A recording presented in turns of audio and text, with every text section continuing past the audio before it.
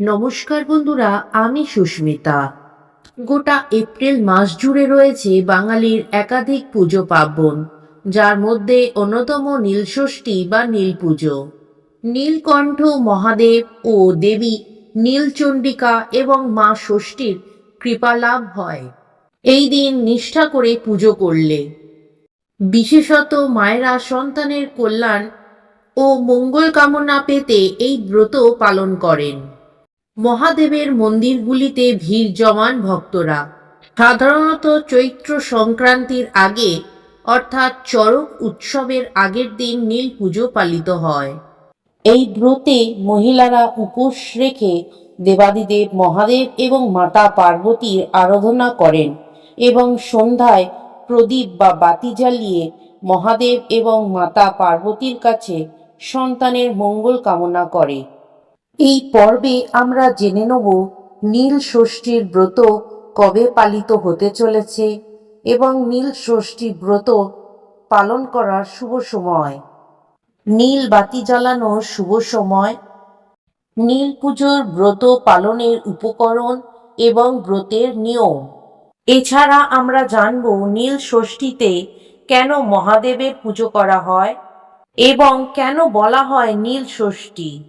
2026 সালে নীলষষ্ঠী বা নীল পুজো অনুষ্ঠিত হবে আগামী 13ই এপ্রিল সোমবার।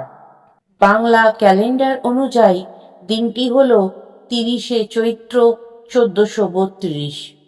2026 সালে নীলষষ্ঠীর দিন সন্তানদের মঙ্গলের জন্য নীল বাতি জ্বালানোর সবচেয়ে বিশেষ সময় হল বিকেল 5:02 থেকে সন্ধে 7:15 মধ্যে।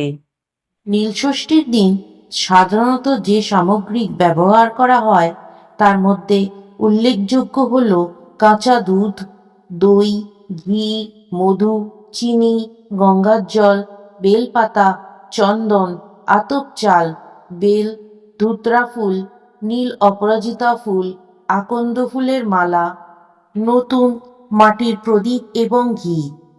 এছাড়াও অনেক মা তাদের সন্তানের নামে আলাদা করে প্রদীপ ও মোমবাতি জ্বালিয়ে মহাদেবের কাছে প্রার্থনা করে থাকেন।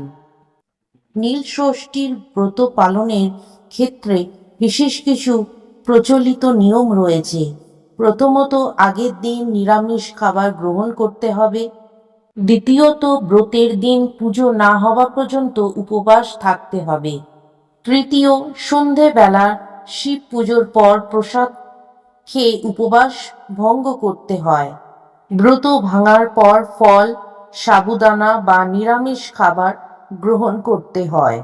আবার অনেকে বিশ্বাস করেন যে ভক্তি এবং নিষ্ঠার সঙ্গে এই ব্রত যদি পালন করা হয় তাহলে সন্তানের সুস্বাস্থ্য ও দীর্ঘায়ুর আশীর্বাদ লাভ করা যায়। গ্রাম বাংলায় দেবী ষষ্ঠীর আরাধনা করার রীতি প্রচলিত আছে।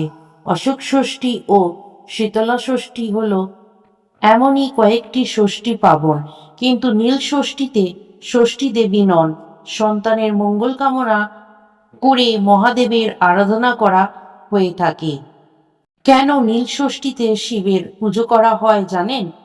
প্রচলিত কাহিনী অনুসারে পিতা দক্ষের আয়োজিত যজ্ঞে স্বামী মহাদেবের অপমান সহ্য করতে না পেরে আগুনে আত্মাহুতি দিয়ে দেহত্যাগ করেছিলেন শিবের পত্নী সতী। তারপর নীলধ্বজ রাজার ঘরে নতুন করে জন্ম নেন তিনি। সেই জন্মে তার নাম হয় নীলাবতী। এই কন্যার সঙ্গে শিবের বিয়ে দেন রাজা নীলধ্বজ। নীলষষ্ঠীর পরের দিন পালিত হয় চৈত্র সংক্রান্তি, আর তার পরের দিন পয়লা বৈশাখ, বাংলার নববর্ষ শুরু। পুরাণ অনুসারে নীল ষষ্ঠীর এই বিশেষ দিনেই মহাদেবের সঙ্গে নীলচণ্ডিকা বা নীলাবতীর বিয়ে হয়েছিল। মহাদেব নিজে নীলকণ্ঠ, আর তার সঙ্গে এই দিন নীলচণ্ডিকা বা নীলাবতীর বিয়ে হয়েছিল বলেই এই দিনটি নীল ষষ্ঠী নামে পরিচিত। এই পূজাকে নীল পূজাও বলা হয়। গ্রাম বাংলায় অনেক স্থানে চৈত্র সংক্রান্তিতে চড়ক পুজো উপলক্ষে গাজনের মেলা বসে।